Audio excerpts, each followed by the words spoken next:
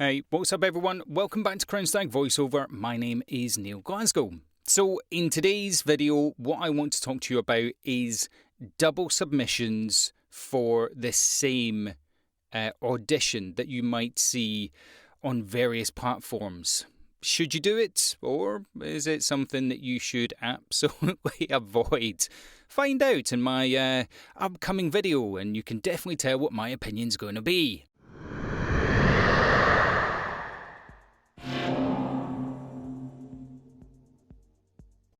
Okay, so the reason I'm making this video is something happened today, which to be fair happens to me fairly often, and it might happen to you the longer you're in this, the more established you get in your career.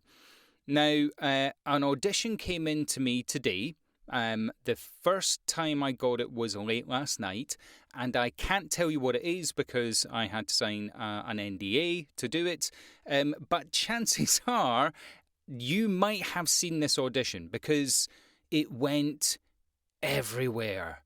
I got this through from 4 or 5 different agencies that I work with, 3 direct emails about it as well, and this is kind of why I wanted to make this video for you. So I get a phone call every time an audition comes in. The agent who wants to submit me will give me a call, or they'll drop me down an email, and they will tell me, hey Neil, look, we've got this gig, this is what it's about, I want to send it over to you, or we'd like to submit it, here's the timeline, here's the fees, all the bits, all the things an agent should do.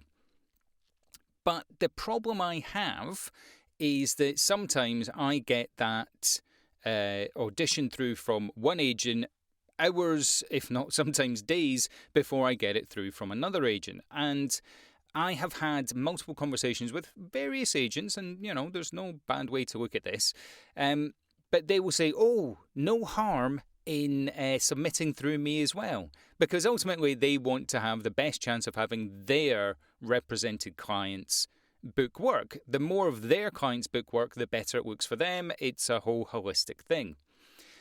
The problem for you as the artist is, if say it's a team of 3 people are listening to hundreds of auditions, if they think they've already heard you from somewhere else, well, they know that you've got it from multiple locations. So the way that they're thinking about this, and I'm taking this anecdotally from casting agents that I've worked with and I've asked these questions to, when I say, okay, if you get the same audition, and it's probably the exact same audition just with a different title on it because it's a different agent, how do you feel about that?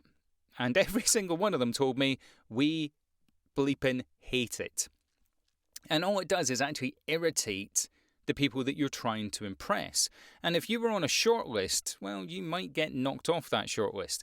And if you are, you know, a habitual practitioner of multiple submissions to the same people, they might recognize a name and just bin you off altogether.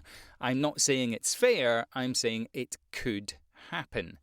And this is why I wanted to make the video, because the reality is, if you're getting multiple of the same audition getting sent through to you, my honest advice is to go with either the agency that you feel is best to represent you, i.e. maybe the one that gets you the most work, or do it on a first come, first served basis.